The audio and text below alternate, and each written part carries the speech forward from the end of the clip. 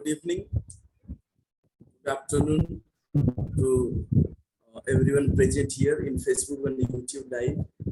This is Rudranarayan Das, taking this privilege to warmly welcome you all to Netaji Memorial International Lecture Series, an initiative towards think, time and rethink episteme. Distinguished participants, partakers, it's a glorious moment to extend my warm wishes on behalf of the Center for ADIVASI Research and Development at this international lecture is built with the intent of active and interactive learning and discussion organized by Center for ADIVASI Research and Development in collaboration with Ravenshaw University and NUJS Kolkata. On behalf of Center for ADIVASI Research and Development, I want to convey my heartfelt gratitude to our patrons, Professor Sanjay Kumar Naik, Vice Chancellor, Ravenshaw University, and Professor Nirmal Kanti Chakrabarti ji, Vice Chancellor, NUJS Kolkata. The convener of this largest virtual conference are eminent Indian historian, Professor Chandi Prasad Nanda, and Professor Srinivasulu NSG from NUJS Kolkata. Ladies and gentlemen, the Center for ADIVASI Research and Development is a leading research-oriented institution promoting ethnographic, empirical, and evidence-based research for engaging and addressing the challenges that 21st century globe is facing today. The prime agenda of this institution is to come up with potential policy solutions for social change while believing in the idea of 3D, that means debate, dialogue, and discussion, and E3, that expertise, experiencing, and education. The institute focuses on marginalized communities and works for their livelihood to protect the nature, culture, language, and identity in particular. The age of modernity that we have witnessed, that change is the only constant phenomena for societal purpose to enhance knowledge. Our information work for them is methodical and avoids paradoxically framework which is neglected many centuries from theory to become practice. Our center sincerely believe in the concept of social marketing, which is seriously looking for non-profit marketing and build the new social entrepreneurship for check and balance mechanism to glorify generations to come. Our center come to solve with the holistic approach of critical thinking in the field of education to fill the gaps and plan accordingly for the voiceless communities. Ladies and gentlemen, in today's evening, as you know that we are celebrating the contributions of Netaji Subhash Chandra Bose in the honor of Netaji in every month 23rd, the date of 23rd is saved for talking about the contributions of Netaji, and in this evening gives me tremendous contentment to introduce the most esteemed personality of today's symposia, is none other than Professor Sajal Nag, a very familiar name in the East Historian School. He's also a Dean, School of Social Sciences in Assam University, Silchar. So, welcome you, sir. Professor Nag is an internationally acknowledged authority on the society, history, and politics in the Northeast India. He's currently Professor Head Department of History and Dean School of Social Science, Assam University, Silchar, as I mentioned before. He also the first Netaji Subhash Chandra Bose Chair Professor on Social Sciences in the Presidency University, Kolkata, and a former Commonwealth Fellow in 2004 and 5, and Charles Wallace Fellow at the University of Cambridge in 2008, and a Senior Fellow at Nehru Memorial Museum and Library in 2013. Some of his publications include the Uprising Colonial State, Christian Missionaries, and Anti-Slavery Movement in Northeast India in 1907 and 1950, Oxford University Press in the year of 2016. Bridging state and nation, politics of peace in Nagaland and Mizoram with Rita Manchan and Tapan Bose publication house says in 2015. So blending region and nation essays in honor of Professor Amalendu Guha. uh, the publication house is Primus in 2019. So these are all very important contributions of Professor Nag on the its special social science sector. He also, in today's symposium, Professor Nag will talk about locating Netaji in the narrative of Indian national movement. So, which will definitely be an eye-opening session for all of us. So, without taking much time, I would like to invite Professor Nag to initiate his talk. Over to you, Professor Nag. Please unmute, sir. Yes.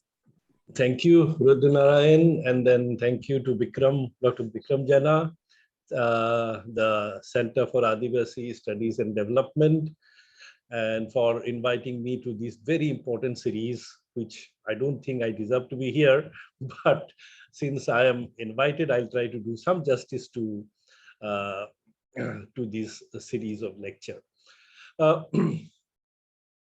I have given the title for this today's talk as Locating Netaji in the History, in the Narrative of Indian Nationalist Movement. Now, as you know, it means basically an undertaking an estimation of Netaji. Now, estimating any stalwarts of Indian national movement like Gandhi, Nehru, Subhash is not very easy, and that too, I mean, much less in a span of 45 minutes or 1 hour. But I'll try to hint at some of the points that I think indicate his location in the narrative of Indian nationalist movement. Now, first, to understand or make an estimate of any stalwarts, any leaders of a giant nationalist movement like that of India, it is necessary to locate this person first in the historical context, and then perhaps locate him in the class context. I'll explain this, what do I mean. So let us first try to see that in the trajectory of Indian national movement, Indian nationalist movement that spanned half a century or more, how do we locate Netaji Subhash Chandra Bose? Before we make an estimate, we first need to locate him. I see anti-colonial movement in India in two different categories. One, what I call freedom struggle, and the other I call organized nationalist movement. The difference is that in the freedom struggle, people were not organized with an ideology, program, or method. It was an instinctive anti-resistant revolt of people against subjugation, whose only ideology of anti-colonialism. This was characterized by certain scholars as subaltern movement, whereas nationalist movement is an organized movement with an ideology of nationalism. This organized national movement did not only want to uproot colonialism, but also organize India as a nation and set up a nation state for themselves on the basis of self-rule. So this is the difference between freedom struggle and nationalist movement as I see it. Now, this entire freedom struggle, which includes the national movement, I divide them into three phases. The first phase I say from, say, let us say 1800 to 1856. This I call the period of resistance. The second period is I call the period of uprising, which starts with the 1857 uprising and ends, according to me, by the end of the 20th century. And the third phase is organized nationalist movement, which starts with the non-cooperation movement and then ends with the Quit India movement. So in these three phases, if we divide the entire Indian nation movement in these three phases, where do we locate Netaji Subhash Chandra Bose in this trajectory of Indian nation movement? Now, Netaji did not belong to the first phase or the second phase, it belonged to the phase of organized nationalist movement. So it is necessary to see him as a part of the organized nationalist movement that started initially with the foundation of Indian National Congress and then with the movement of organization of various national movements, especially with the arrival of Gandhi in India. Therefore, Subhash Chandra Bose was not connected with the previous two phases of our freedom struggle. I'll explain this much later on again. The second part is that in this organized politics, actually is the word politics is very important. Here, nationalist politics is part of the bourgeois Western politics that was imported in India by the British, and it was the parameters of which was decided by the British.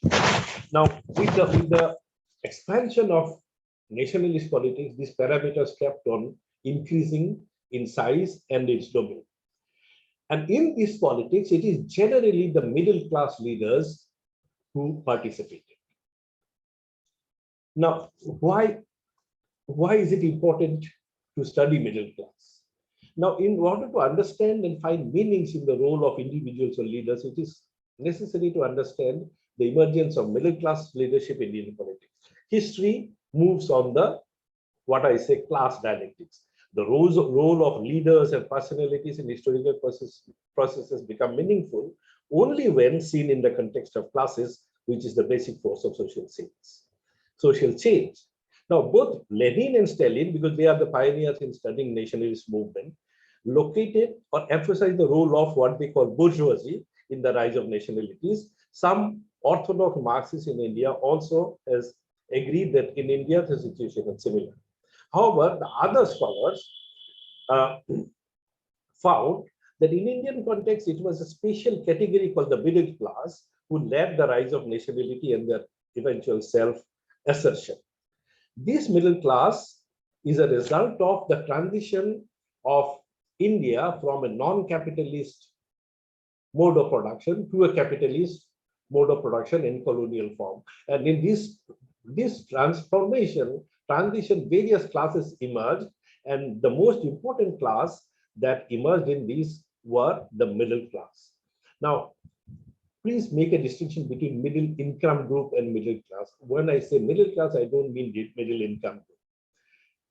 Now, with the emergence of the subaltern historiography, which highlighted the role of subaltern classes in Indian freedom struggle, the role of leadership in Indian freedom struggle has come for review. In fact, most of the scholarship in Indian nationalist movement was dismissed by the subalternists as elitist, which unnecessarily focused on leaders rather than on the subaltern classes whose role was ignored according to them. Therefore, the people who led the organized national movement or who participated in what is called the nationalist politics were actually middle class leadership. This middle class is a product of the transformation in the mode of production. In India, this class emerged with the colonial transformation of societies. It was in the structure of occupation and opportunities created by this transformation that the middle class moved in terms of their hopes, aspiration, and inhibitions, as well as dissatisfaction and opposition. This class occupied an intermediate position between the ruler and the ruled, but were somewhat independent of both the groups. Hence, they are called middle class because they don't belong to either higher or lower middle class, and which is basically or essentially and usually is a transient class. It is transient because in the process of getting foothold, it might align itself either with the bourgeoisie or the ruling class or alternatively with the masses. This aspect of their class character makes them unpredictable and independent. The ability to win over or detach itself from social classes within the given configuration of power is its political strength. In a country like India, which has undergone colonial transformation, the growth and role of middle class have always been important. It is not possible to study Indian national movement either by concentrating on activity of the leaders or by doing a dividing line between the masses and the leaders, but a productive interaction of both. Now, the entire leadership, except bearing few who actually emerged from peasant and laboring classes, most of the Indian leadership of the Indian nationalship belonged to this middle class, who were English educated, Western outlook, Western, and their ideology of nation was nationalist and nationalism. Important is this, that they were from the British bureaucracy often, but did not represent the interest of the British or any Indian social class either, rather the interest of India as a whole. The nature and character of Indian classes did not remain the same over the full colonial period. There were changes as well as continuity. Again, there were regional variation in the composition and nature of middle classes. For example, the national middle class in India did not have to act according to the whims and fancy of the Indian capitalist class. Instead, it was the capitalist class who had to formulate their attitude according to the nationalist movement, which was very ably shown by late Professor Bipanchan. What is suggested, therefore, is that in Indian context, the middle class and bourgeoisie should not always be used as interchangeable terms. These would involve the peril of overgeneralization and oversimplification. The middle class in India also did not always represent their class interest as the interest of the masses. So bourgeoisie and the middle class in Indian context was not the same. Middle class was middle class. Netaji represented these middle, like all other nationalist leaders, represented this middle class. And therefore, it is, before we attempt an estimation of Netaji or any other data, it is important to locate him in this class context. First, we try to locate him in the face of India, in the face of organized nationalist movement, which invariably is generally participated by middle class. And yes, Subhash Chandra Bose did belong to the middle class. The third point I want to mention, where Subhash Bose proves a very important link, this is that I see that in the Indian freedom struggle and nation, there has always been two important trends, dominant trends rather. One trend was violent uprising. So right from the 18th century, there were sporadic, spontaneous, primitive, isolated, tribal and peasant uprising against the British Raj here and there. It continued throughout the century, and which is basically violent, basically localized, and spontaneous often, which is basically leaderless, or you can say it was communally led, or what is called as horizontal mobilization. The other is, of course, the organized nationalist movement, which is basically essentially what I mean is Gandhian movement, which is essentially non-violent. But there were often overlap. For example, this violence trend of Indian national movement continued even during the non-violent phase. For example, and in fact, sometimes the organized national movement, which claimed to be non-violent, had to be suspended or apologized for due to the eruption of violence. For example, the most important example is Chauri Chaura uprising of the during the non-cooperation movement.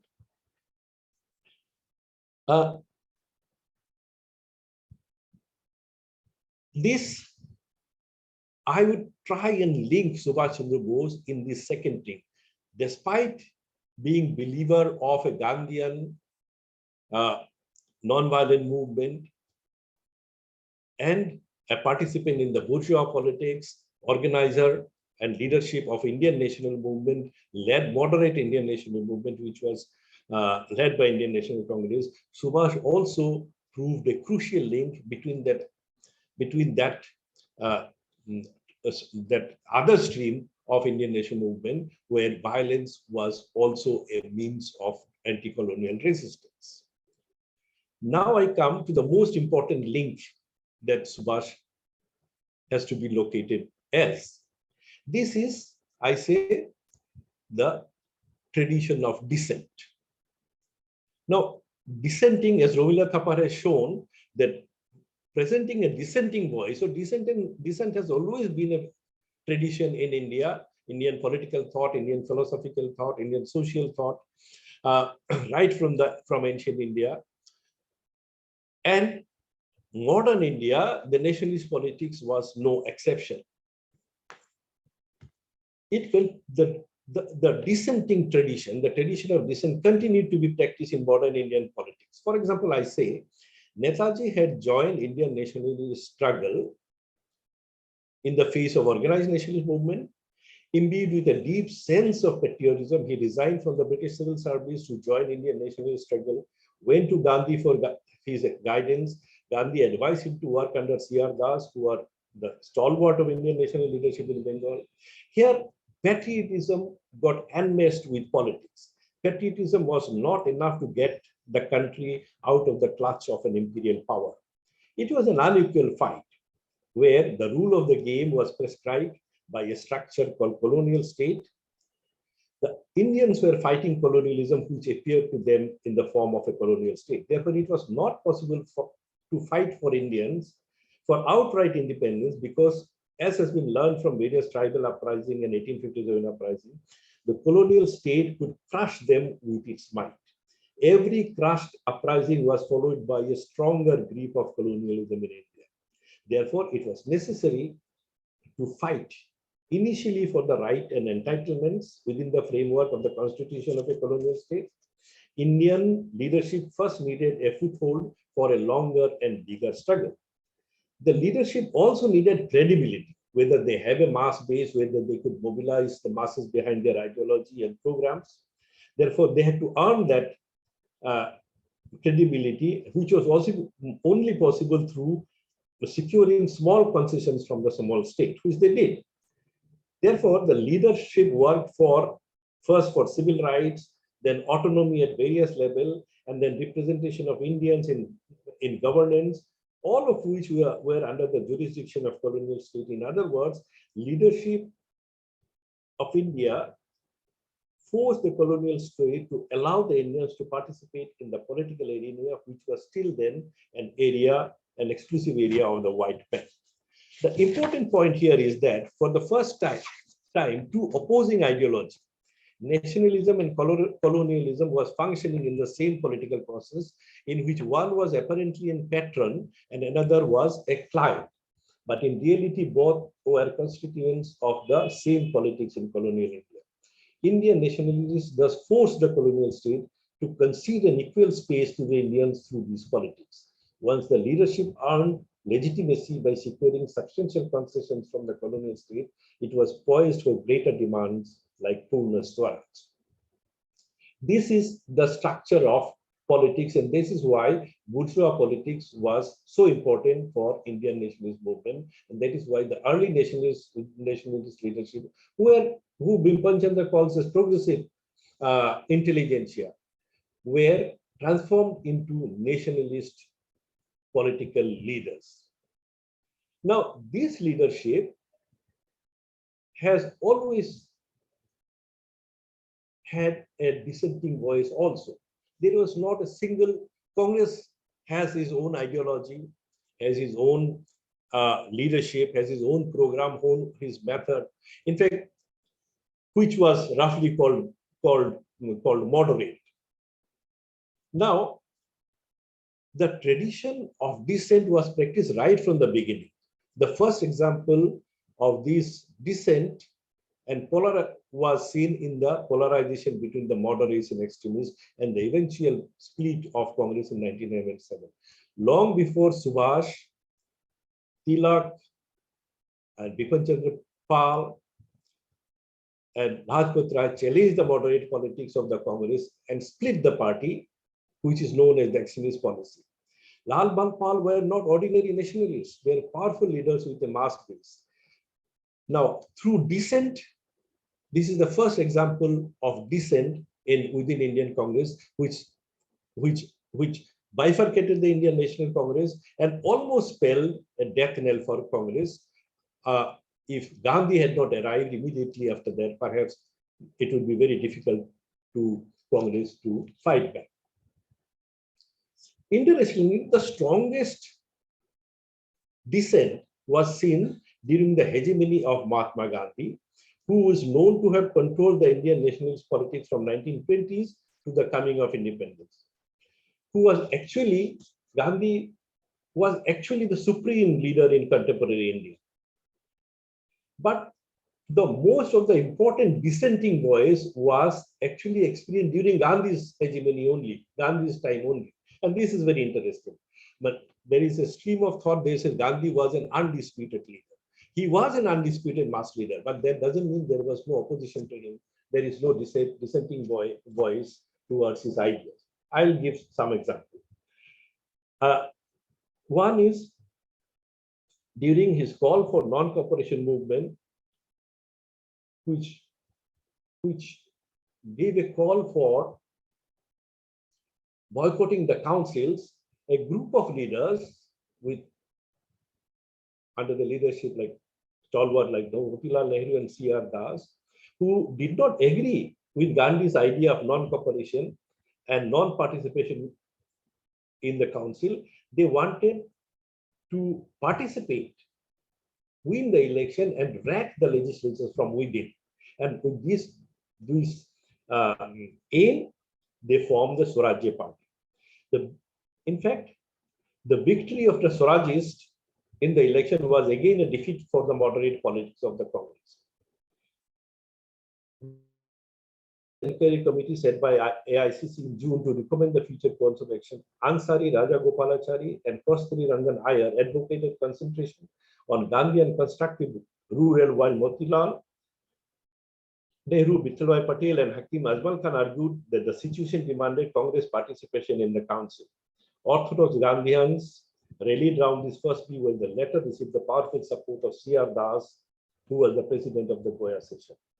So Congress should enter the council, thus argued, to crack the council from within by total obstruction of the proceedings, create a deadlock which would force the British to consider reform. In fact, the victory of the Swarajis against the Mohans was another victory for the dissenting voice within the Congress.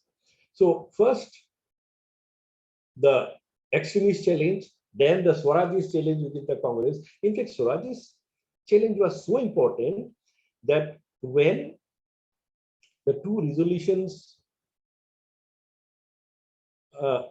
and condemnation of Gopinath Saha was bitterly opposed by Das and most Bengal delegates, Gandhi declared himself to be, within quote, defeated and humbled, and came to an agreement that Das and Motilal Nehru in November, permitting Swarajis to work within councils as a part of the Congress organization, while in return, a spinning coalition should be introduced for Congress petition. In fact, the victory of the Swarajis and the power of the Swarajis in mobilization was such that next year Gandhi decided to place the entire organizational machinery of the Congress at the disposal of the Swarajists and set up an All India Spinning Association to implement his own ideas. In fact, in 1926, he declared it to be a year of silence for him. In fact, around this time, there was rebirth that Gandhi, after being humbled by the Swarajis, has actually contemplated retirement from politics. So that is another dissenting voice which is won against the dominant moderate view of Gandhian Congress. The third challenge to Congress or moderate politics to Congress, none other than two important lieutenants of Gandhi. One is Nehru and another is Subhash Chandra Bose, who formed the left bloc within the Congress. Now, the issues over which the left bloc was formed were the labor and Kisan issues and the princely state. The issues left alternative which emerged, and This left in this period included the socialists, the followers of M.N. Roy, the CPI, which was declared illegal by that time, the CSP, and in fact provided many of its marks like Namudan, Gopalan, Kerala, and such people. They obtained an uncertain and largely verbal support to Congress presidents of Nehru and Bose. In fact, during the presidency of Nehru and Subhash Bose, this left bloc became very, very strong. Very, very strong. And this was, again, the emergence of left was an attempt to radicalize the moderate politics of Congress. This was again a challenge, again a threat to the moderate leadership of the Congress. However, the entire tried, however, without much success, to persuade the Congress leadership to adopt a more systematic, sympathetic stance towards the trade unions, labor trade unions, and Kisan Sabhas, and give support to the state people's movement. And they demanded the resolution, they demanded mass action on these issues, which the Congress High Command rejected. Now, this left bloc was so powerful, and the emergence of Subhash and Nehru as powerful leaders owed a lot to this emergence of left bloc. But when their demands, when they failed in persuading the High Command in radical areas, they were often criticism against the moderate leadership of the Gandhian Congress. In fact, even a person like Nehru, he had expressed misgivings about the conservative functioning of Congress ministries, and he even called the Congress politics of that time under Gandhi as counter-revolutionary and merely carrying on tradition. This is very important, that Nehru himself had found the Congress politics as counter-revolutionary and traditionalist.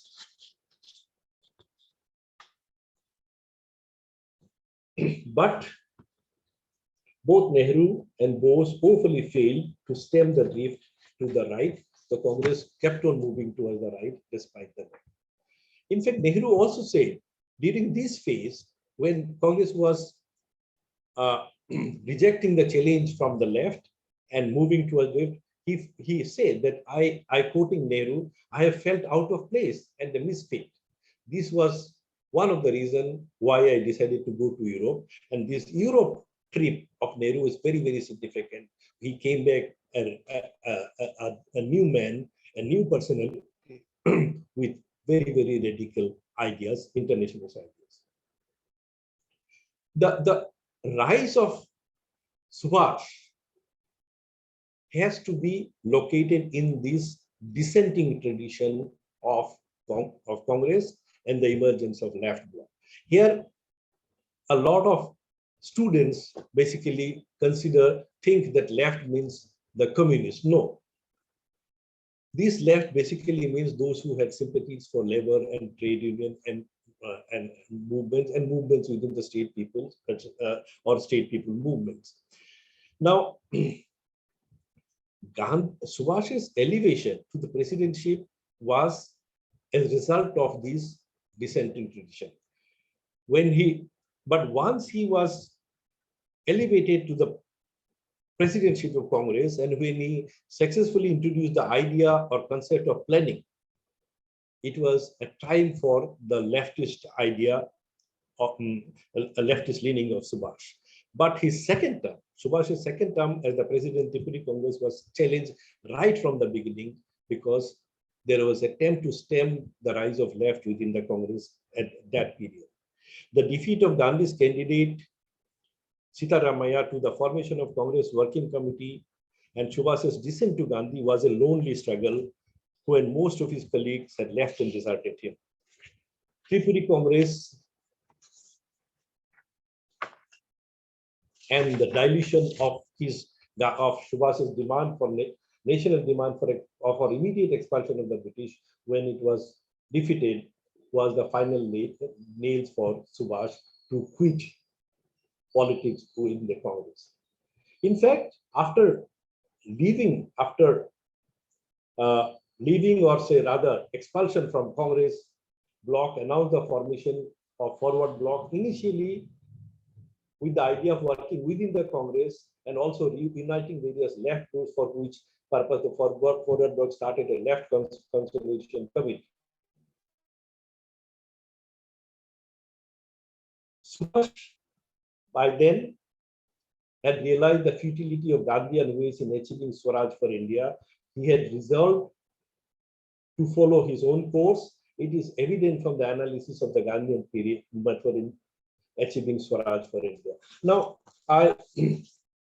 to understand Subhash's dissent, which was the core of his personality and leadership and his political philosophy, dissent to moderate politics, dissent to Gandhian politics, we have to understand Subhash's view of Gandhi and Gandhian method.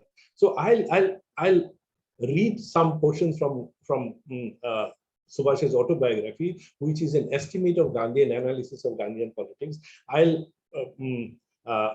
Pardon me, I'll have to read some portions of it, but I'll read it fast so that it doesn't take some time. He starts with Gandhi, and I quote him: "The role which a man plays in history depends partly on his physical and mental equipment, and partly on the environment and the needs of time in which he is born. There is something in Mahatma Gandhi which appeals to the mass of Indian people. Born in another country, he might have been a complete misfit. What, for instance, would he have done in a country like Russia or Germany or Italy? His doctrine of non-violence would have led him to the cross or to the mental hospital. In India, it is different. His simple life, his vegetarian diet, his goat milk, his day of silence every week, his habit of squatting on the floor instead of sitting on the chair, his loincloth, in fact, everything connected him and marked him as one of the eccentric Mahatmas of the old and has brought him nearer to his people. Wherever he may go, even the poorest of the poor feels he is the product of Indian soil, bone of his bone, flesh of his flesh. When Mahatma Gandhi speaks, he does so in a language that they comprehend, not the language of Herbert Spencer or Edmund Burke, as for instance, Sir Surendra Banerjee would have done, but in that of Bhagavad Gita and Ramayana. When he talked to them about Swaraj, he does not dilate on the virtues of provincial autonomy or federation. He reminds them of the glories of Ramarajya, and they understand. And when he talks about conquering through love and ahimsa, they are reminded of Buddha and Mahavira, and then they accept it. This is Subhash's analysis why Gandhi was successful.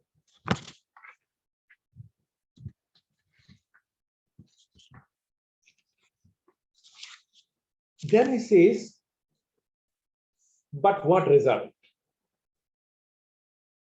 In 1920, India stood at the crossroads. Constitutionalism was dead. Armed revolution was sheer madness, but silent acquiescence was impossible. The country was groaning for a new method and looking for a new leader. Then there sprang up India's man of destiny, Mahatma Gandhi, who has been hiding his time all these years and quietly preparing for himself for the great task ahead. He knew himself, he knew country's needs, and he knew also that during the next phase of Indian struggle, the crown of leadership would have been on his head. No false sense of modesty troubled him. He spoke with a firm voice, and the people obeyed. In fact, Indian National Congress today was largely his creation, and Congress Constitution is his handiwork. From a talking body, he has converted the Congress into a living and fighting organization. Though he appeared as a dynamic force, he was not too revolutionary for the majority of his countrymen. If he had been so, he would have frightened them instead of inspiring them, repelled them instead of growing them. His policy was of unification. He wanted to unite Hindus and Muslims, the high caste and the low caste, the capitalist and the laborer, the landlord and the peasant. By his humanitarian outlook and his freedom from hatred, he was able to raise sympathy even in his enemy's camp. But with what result? Swaraj is still a distant dream. Instead of one, the people have waited for 14 long years, and they have to wait many more. With such purity of character and with such an unprecedented following, why has the Mahatma failed to liberate India? Subhash analyzes why Mahatma failed. According to him, Mahatma failed during when this book was written.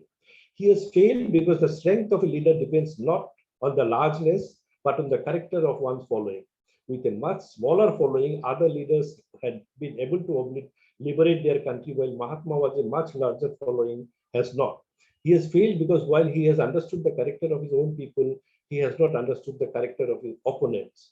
The logic is Mahatma is not the logic appeals to John Bull. He has failed because of his policy of putting all his cards on the table will not do. We have to render unto Caesar what is Caesar's, and in a political fight, the art of diplomacy cannot be dispensed with. He has failed because he has not made use of international weapon. If we desire to win our freedom through non-violence, diplomacy and international propaganda are essential. He has failed because the false unity of interests that are inherently opposed is not a source of strength, but a source of weakness in political warfare. The future of India rests exclusively with those radical and militant forces that will be able to undergo sacrifices and suffering necessary for winning freedom. Last but not the least, Mahatma has failed because he had to play a dual role in one person. The role of a leader of an enslaved people and that of a world teacher who has a new doctrine to preach. It is this duality which has made him at once irreconcilable foe of Englishmen, according to Mr. Winston Churchill, and according to Mr. Winston Churchill, the best policeman of the Englishmen, according to Miss Helen Wilson. I just conclude Subhash's estimate of Gandhi. The logic of history will therefore follow its inevitable course. The political struggle and the social struggle will have to be conducted simultaneously. The party that will win political freedom for India will also be the party that will win social and economic freedom for the masses. Mahatma Gandhi has rendered and will continue to render phenomenal service to his country, but India's salvation will not be achieved under his leadership. The die has been cast. India's salvation will not be under his leadership, which will come only through the use of international weapons like diplomacy and international propaganda. The future of India rests exclusively with those radical and militant forces that will be able to undergo the sacrifice and suffering necessary for winning the freedom. These last few lines are the crux of Subhash's idea. First, of rejecting Gandhian method and what is the alternative. And he followed the last part, that the future of India rests exclusively with those radical and militant forces that will have to undergo the sacrifice and suffering necessary for winning freedom. When this book was published in 1940s, Subhash had already declared that Mahatma had failed, and then he moved. In fact, this was his descent to Gandhi and Gandhian politics. But remember, both Subhash and Gandhi was the greatest admirer of each other. It is Subhash who called Gandhi the father of nation, as we have seen, and it is Gandhi who called Subhash the prince of patriots. But as I said, the dissenting voice is a tradition in Indian political thought. And right from Motilal Nehru, C.R. Das, Bal Gangadhar Tilak, Bipin Chandra and Nehru and Subhash, it continued. And Subhash's dissenting voice got translated into another kind of politics which he believed. His descent to Gandhian politics apart, having been virtually expelled from Congress, Subhash had been left with no option to leave India. His old belief that in addition to anti-colonial movements, it is only the modern politics of international diplomatic pressure from European powers which only can help the liberation of India.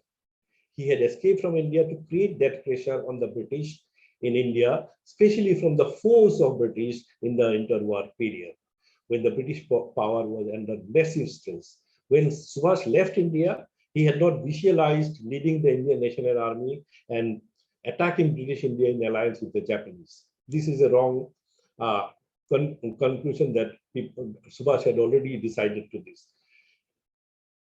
He had gone to Europe to use the international weapon like diplomacy and international propaganda against British colonial peace, and he wanted to create a pressurized and beleaguered and international pressure on the beleaguered and debilitated British power to concede Swaraj to India. Subhash was impatient for complete independence for India. But when the offer to lead the already formed and hugely motivated Indian National Army from its founder, Raj Bihari Bose, came, Subhash took it as a godsend opportunity in a war-torn world because the British was going to be cornered. It was not an alliance with the fascist force, but the use of a highly charged nationalism of Indian National Army soldiers. His organizational abilities, military skill, and international support to his cause was all evident in the Indian national movement that he symbolized. Although he was able to see the revolutionary potential of Indian revolutionary outfits that existed in India and abroad around this time. Remember, there were a number, INA was not the only outfit that was organized outside. There are more important and more powerful organizations like the Ghadar Party, the Hindustan Republican Party. They are already working with similar objective that INA was having to attack the British and create a mass uprising which will compel the British to leave India. INA was not a revolutionary terrorist outfit, nor it is an invading army. It was a liberating force. This difference has to be understood and noted. INA was actually a liberation army which wanted to restore the freedom of India back to Indians. The difference has to be understood, like the earlier dissenters to the moderate politics of Congress, either the Indian Nationalist Party of Lal Balpal or the Congress Swarajist of 1920-24, or Madan Mohan Malviya's Congress Nationalist Party, or the revolutionary terrorists like Ghadar and Hindustan Republic Party, who defied the Congress diktat of non-violence during Quit India movement and broke out in open rebellion to establish various sovereign zones. Subhash was also a dissenter and non-conformist to the established notions of national struggle prescribed by the Congress at that time. He was a link, a chain to that dissenting tradition of Indian nationalist politics. After accepting Gandhi as his political guru, he dared to think that Gandhian way was not the quickest way to achieve Swaraj. He was a believer of non-violence, but did not fail to see the revolutionary potential and creative potential of violence. In fact, violence could also be the weapon of the weak and the all modernist political thinker. He realized the international method of politics and international alliances, pressure of international public opinion, power of issues of human rights. He also upheld the ideals and programs of all the revolutionary terrorist outfits and abroad, even though he himself was not a prescriber of such a political weapon. It was often seen as a tactical mistake to make INA take on a powerful army like that of the British. But Subhash was quite aware of the military strength of the INA, which is why he aligned himself with a ruthless power like Japan. But he had faith on Indian people.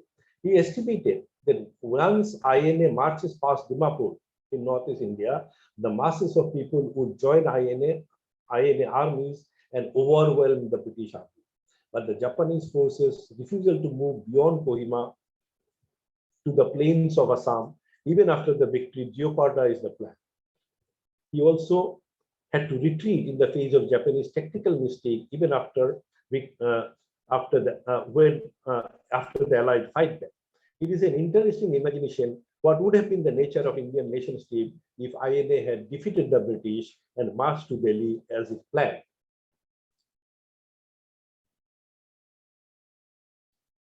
Now, I would like to, since I've completed about 45 minutes, I would like to conclude with some conclusions to see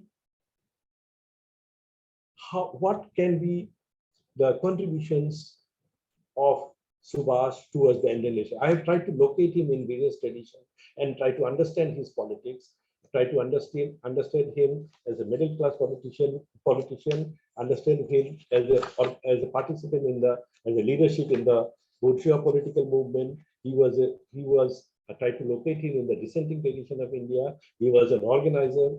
his belief in the organization and leading and liberating army for India. All this I have tried to locate.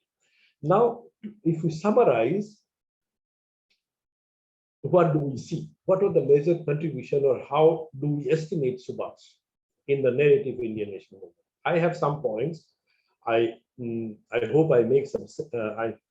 It makes sense to people.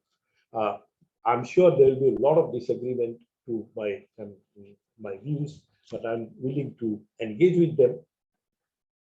One is Subhash, as I said, strengthened the tradition of dissent in Indian politics. Long before him, the stalwarts like Motilal Nehru, C.R. Das, Nehru differed and dissented with Gandhi, but eventually some of the leaders surrendered to Gandhi. But despite seeing Gandhi as the greatest Indian and conferring him the title of Father of Nation, Subhash refused to transform his dissent to assent.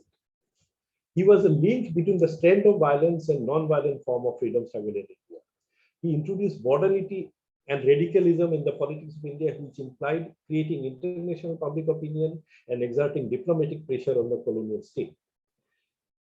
Fourthly, revolutionary terrorism was always there in Indian freedom struggle. In fact, after the partition of Bengal, it took an organized form from Anushlan Samiti, Yugantar, and such organizations which used violence and terror tactics to frighten and weaken the British power in India, to the idea of inciting an armed rebellion within India or generating a violent uprising in India from abroad by organizations like Gadar Party, Hindustan Republican Party, Socialist Republican Party, was a much used experiment in Indian freedom struggle. Subhash was not the first to do it. Subhash's contribution was to transform this revolutionary terrorist outfits into a liberating force, as was evident in the case of Indian National Army. His Indian National Army was to lead the liberation of India, which would be completed by a general uprising of masses to secure the independence of India. Fourthly, there is a question that what is his vision of India, independent India? Subhash had visualized an Indian nation state which would be a federation based on the principle of linguistic provinces, because he was aware of the diversity that India represented. And as an architect, as one of the architects of Nehru report, he felt a federal India would be the best possible polity that India could have, which would accommodate the diverse nationalities of India and satisfy their aspiration of self-rule. His idea of a secular India was evident in the formation and hierarchy that he structured in Indian National Army. He was not ready to give undue importance to communalist politics and felt mass uprising would sweep away communal ideas and politics. His concern for peasant labor and subaltern classes made him lean towards the left. He was attracted to the idea of socialist planning for national development, but importance should be given to the inclusion of peasant and laboring classes in all national programs. There is a little known fact that Subhash had promised a fair deal to the Naga leader Fizo when they collaborated during the INA offensive from Burma to Manipur and Nagaland. That shows that his concern for the aspirations of the tribal people. The eventual turmoil in India in the form of various uprisings that took place after the Second World War, like the Punapra Vailar movement, the Telangana uprising, the Tebaga uprising, the Royal Indian Navy mutiny, and the pressure created or the restlessness that was created by the INA travel showed that Subhash's idea of mass uprising, not necessarily non-violent, to achieve independence was not misplaced. In fact, the hasty retreat of the war-devastated British from India in 1947 was largely on account of this uprising, because after 1942 Quit India movement, Indian National Congress could not or did not organize any other nationalist movement. In fact, after Quit India movement, most of the nationalist movement were on their own. The initiative was taken by the Indian masses themselves, and it was the Indian masses through various uprisings, which was necessarily violent. Either you call it Punapra violent or Telangana or Tebaga or the Rim Mutiny or the Ayana trial. Well, they had struck the last blow on the British Raj for making a hasty withdrawal from from India.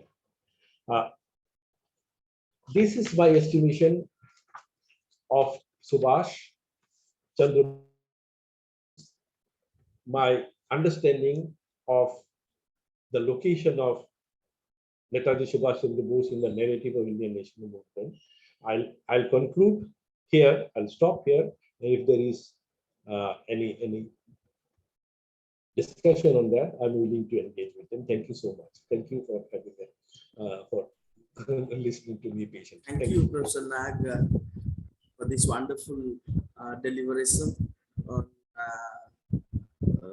Netaji's vision and Netaji's identity. Definitely, he was a national hero. He was developing our thoughts, developing our nationality.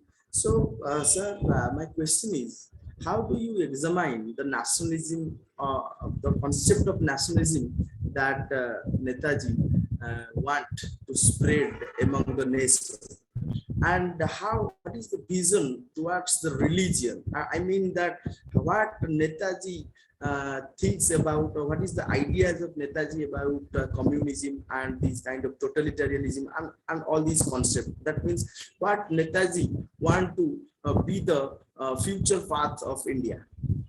That is my question.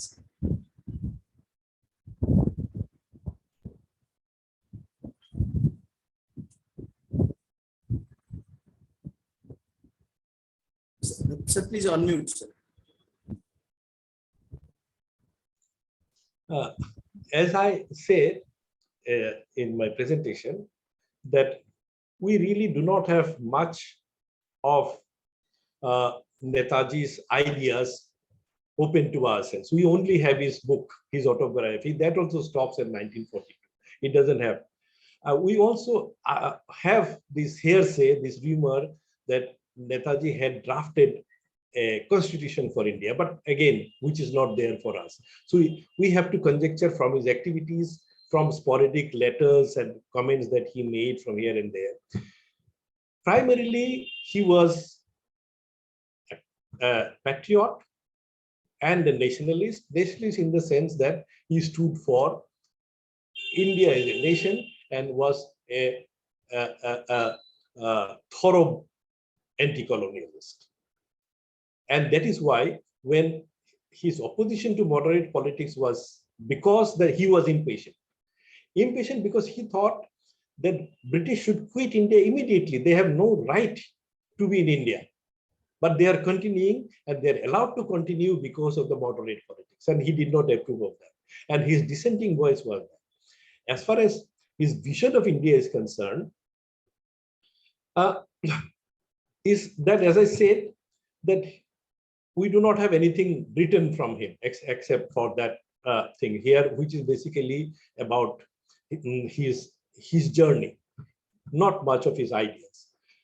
Here and there, we know he was an architect of the Nehru report, which foresaw India as a federation, which wanted to grant every linguistic community their self-rule, their autonomy. In fact, the federation that he proposed was based on linguistic provinces, and he wanted India should be divided into several provinces on the basis of languages. This is so he had seen, and that is because he wanted to respect the national aspirations of every community, big and small. Here also, I want to say, when he visited Northeast during the INA offensive, he came up to Fake in Nagaland through Burma. He had a deal with Naga leader Fizo, who was fighting for the independence of the Nagas. Now, again, we do not have anything from Subhash's side, but we have from Fizo's side. Fizo said that he had promised that if Nagas want self-rule, he would be willing to consider that once India was independent. But from the time, in other words, he was favorable to the idea of the tribal self-rule, tribal autonomy. Beyond that, we already know about, this is much talked about, that he wanted a socialist kind of planned development for India. We are not sure that he wanted a socialist society, but he wanted a society where laboring classes and the peasants are his engagement with various Kisan Sabhas and labor movements and even the state people movement in various principles shows that he wanted an inclusive government. You do not find much in Subhash about the rise of communalism in India. That is because Subhash Bose felt the politics that moderate politics that is being played in India, that politics gives opportunity for communalist politics. And he felt that if there is a mass uprising and radicalization of Congress, these communal ideas will have to be disappeared. That will not be. Therefore, he did not give much importance to that. So his idea was a federal idea, was a kind of socialist India where labor and peasants have had important role, and a federal India where all nationalities and their aspirations are fulfilled. That much we can gather from his writings. Beyond that, I'm not qualified to say because there is not much writing available from Subhash on these issues.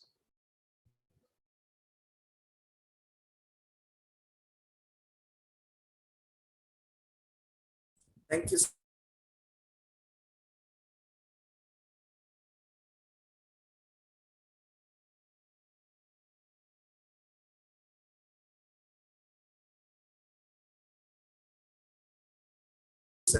Mainly extremistic way. Subhash Chandra Bose is only a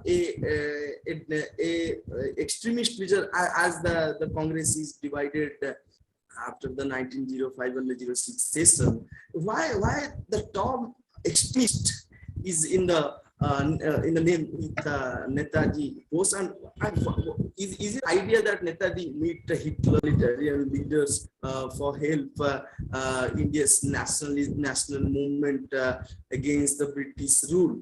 And what is your understanding that what we people, young people, should think that is it extremism is a good things to relate your ideas, or was it Gandhism is very important than Subhash Bose views? What is your point, sir? See,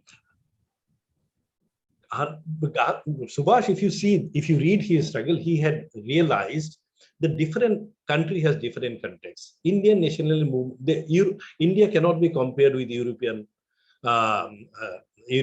nations, European countries, because social and political milieus are different.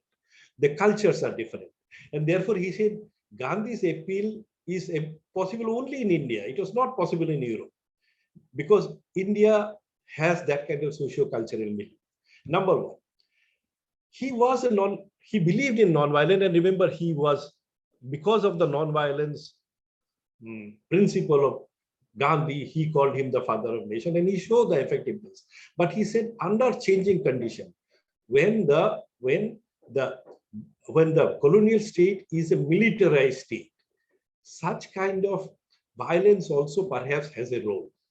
And therefore, he did not talk directly about violence, he talked about militants. Militancy, and approved of certain militant. And for his militancy perhaps meant not a violent uprising, but a mass uprising. Mass uprising, even if it is non-violent, it has its own power. That power can throw out any big power out of its throat. That is his idea. Because now it is very clear that he did not agree with Germany. In fact, he had problem with Hitler. He had problem with Japan and their notion of their notion of states and politics. He had, but he knew that an enemy is my friend, and to create and international diplomatic pressure for which he had gone abroad, escaped from India, that is possible from powerful countries. And at that period, there is no other powerful country more than Germany, Japan, and Russia. And these are the three countries he had targeted. Because if these three countries had exerted their power, diplomatic power on British, Subhash was quite sanguine that the British would be forced to leave India and give India independence. So his idea of militancy, his idea of the creative role of violence, his belief in mass uprising was radical, no doubt, but it is not really in contradiction with the other politics. But it is actually, but it is true, it is indeed true that it is a dissenting politics. It was not conformist. It did not conform with the politics of Gandhi, and where even Nehru was not conformist, but Nehru later on perhaps surrendered to Gandhi, but Subhash did not. That is perhaps the difference. So non-conformism and dissent is nothing new. It is not peculiar to Subhash only. Every tall leaders had followed it, but Subhash had followed it to the till. And as I said, if INA had been successful in winning India independence, perhaps the story that you were asking, what would have happened to India, perhaps it would be a different story. But now it is only a hypothesis since it did not happen.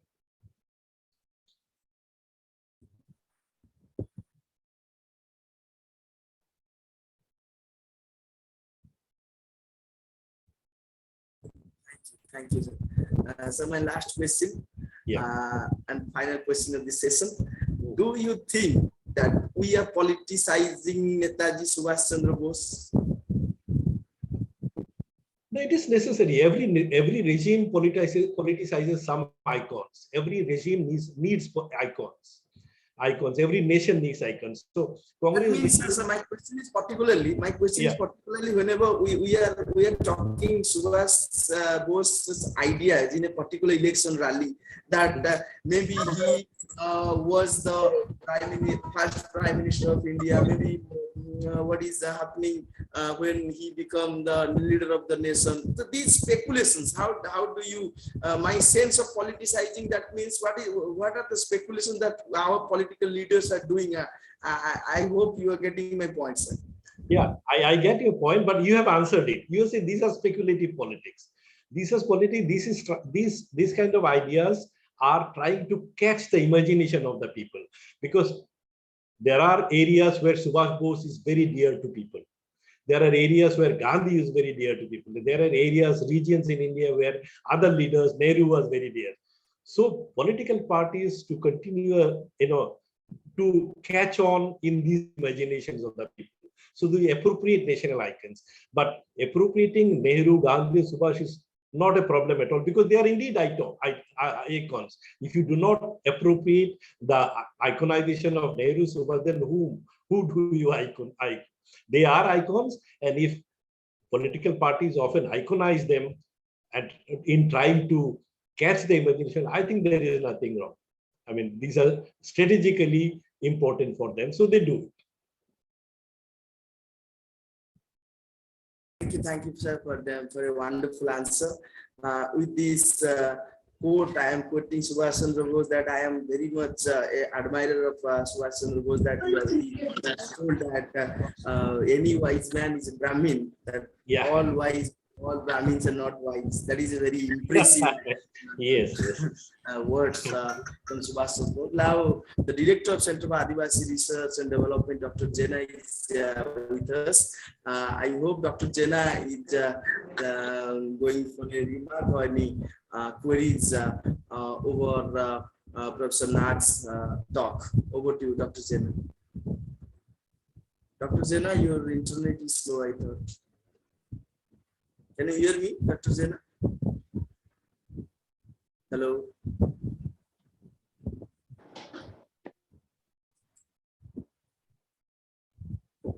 Hello.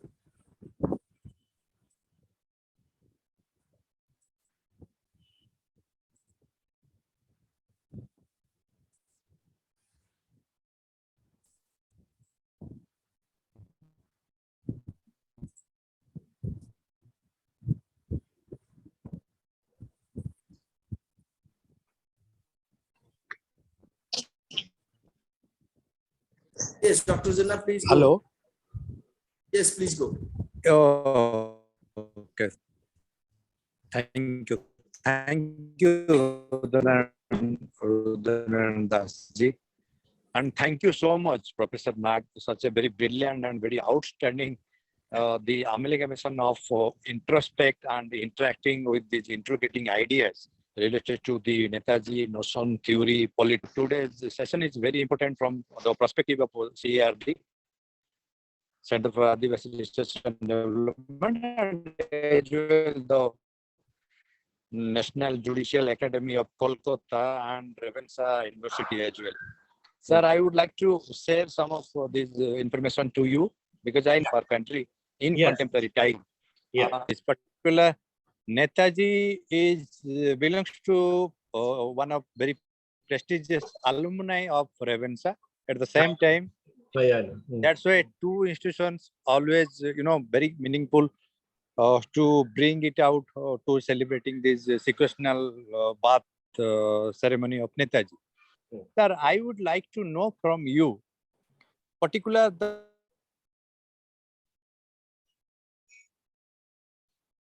Dr. Jana, you are not audible. Voice is breaking. People are saying that after Second World War. Hello. Yeah. Hello. Yeah. Your voice is breaking, Now Dr. you can listen me. Sir, are you listening, sir? I can hear you. Yes. Okay, sir. Okay, sir. Thank you so much. Sir, what I want to know from you after 1945, when the document released by the press and all the colonial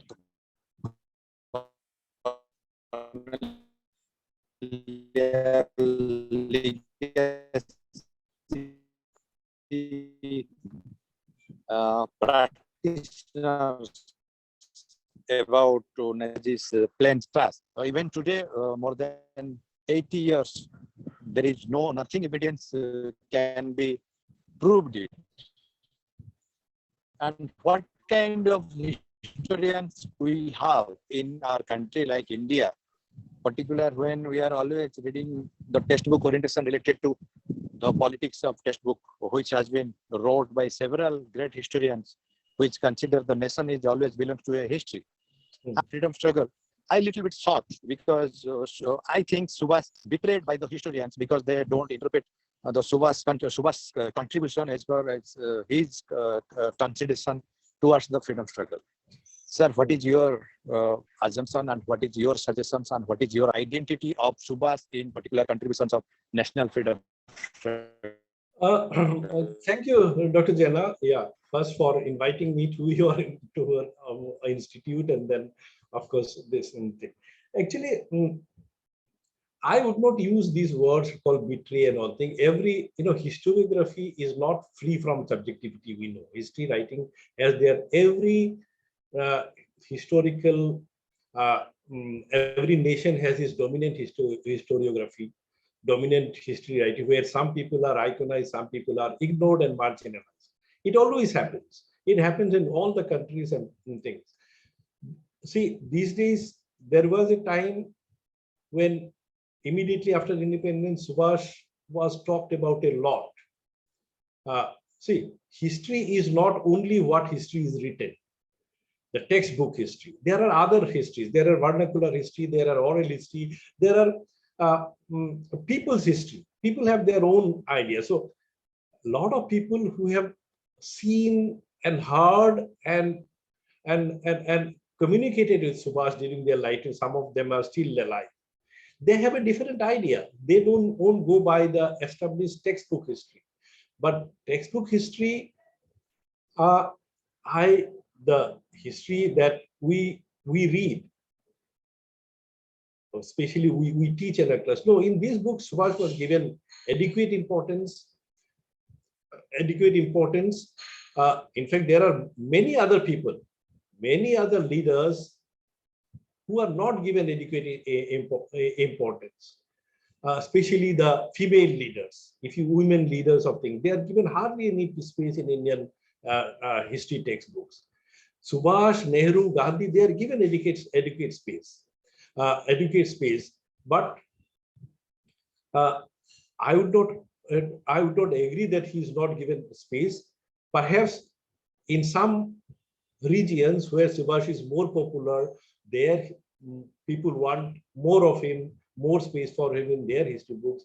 But it depends. Regions can write their own history, nation write their own history, provinces write their own history.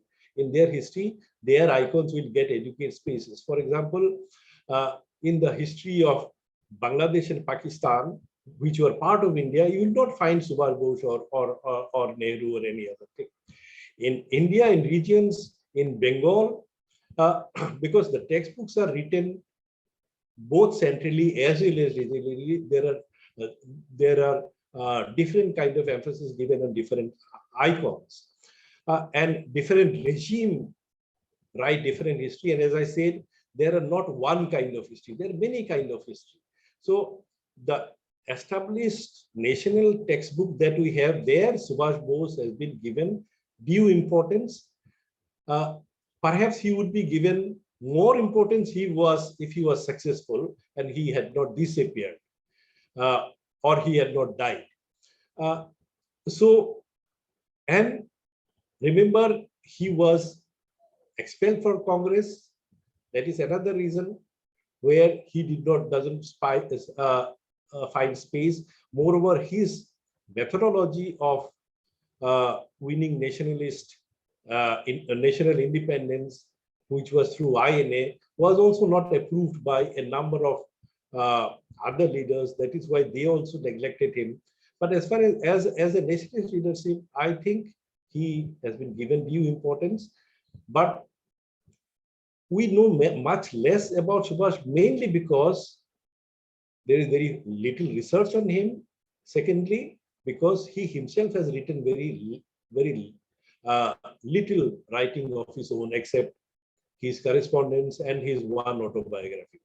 And these days there is a lot of interest on Subhash Bose, and I'm sure in the coming year, a lot of more work, lot of new dimensions of Nehru's and Subhash's personality and his contribution will come out very soon.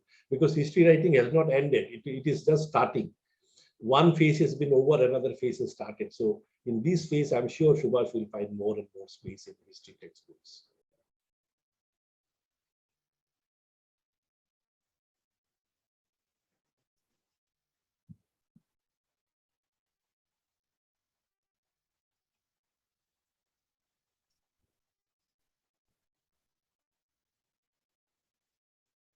Hello.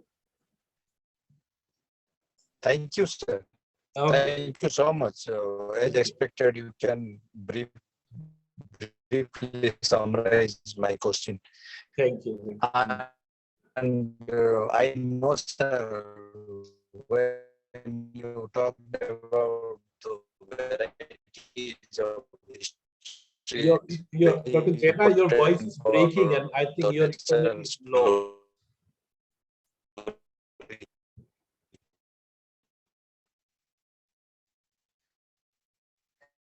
About the history textbook and the oral narrative, people's memory and people's history and subaltern history, and very holistic approach of the writing of scientific temper of history. It's really very interesting. Sir, I would like to know some of brief ideas of yours, because you are a modern scholar, and you briefly scrutinize.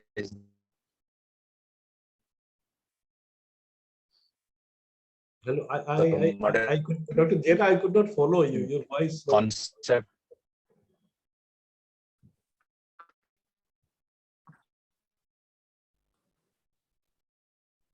Hello. Dr. Jena, can you hear me? Yes, Rudra. Your question is not audible to Professor Nag. Please say it again.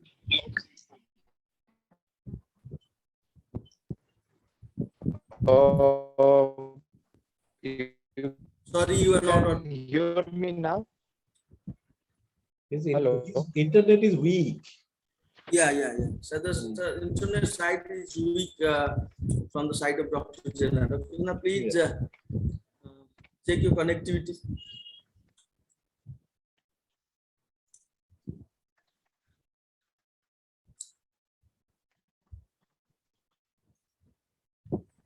Yeah, sir. Dr. Jena is questioning what is the conflict between Gandhi and Subhash. Sir is always told that. Okay.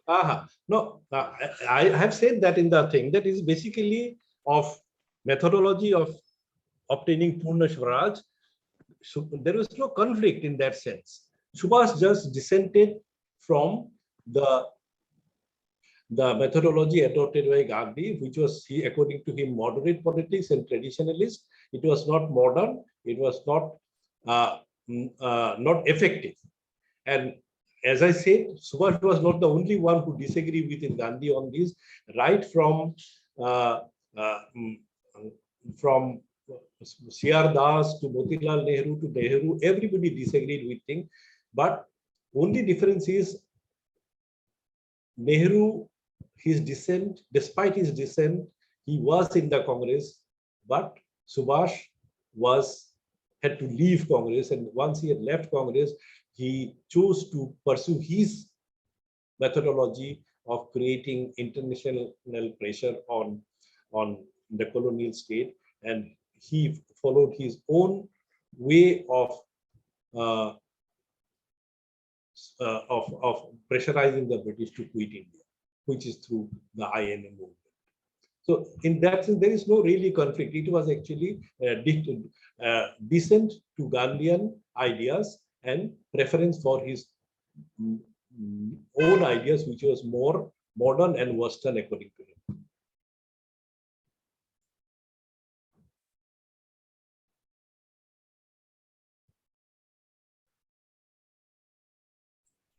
Thank you. Thank you, Professor Nag, for your wonderful answer. I hope we have to conclude this session with a vote of thanks.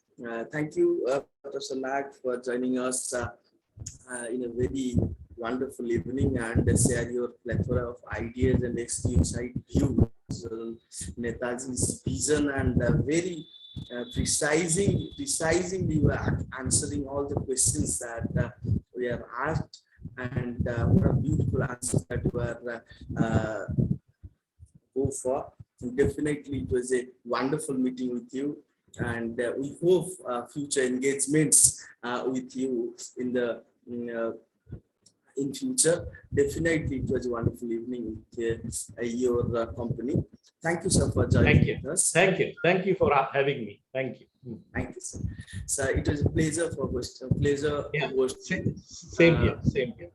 Thank you, and I would like to thank the institutional support of Ravenshaw University and NUJS Kolkata, and convener Professor Srinivasulu and Professor Chandi Prasad Ananda, and all the both the Vice Chancellor of the University, Professor Naik and Professor Chakravarti, for their support and guidance to help support and guidance and help Center for ADIVASI Research and Development to organize such kind of intellectual gathering and listening. The people like Dr. Nag is definitely brainstorming. Thank you. And I would like to thank all the supportive mans behind Center for ADIVASI Research and Development who help us to organizing this kind of intellectual event. Sir, you have congratulate us to know that we are completing approximately 300 lectures in these 2.5 years from the COVID period. That one is premier journalist of Odisha, Ranjit Guru Memorial Series of International Webinar in 2020, and we are continuing the World Human Sciences and Management Conference that is going on is 120th session very soon, and this Netaji International Series of Netaji is going to its 4th session, and we are very much pleased to have you with us. Thank you so much, sir, and thank you all the participants join us live in Facebook and YouTube, and people are here. Thank you. Thank you.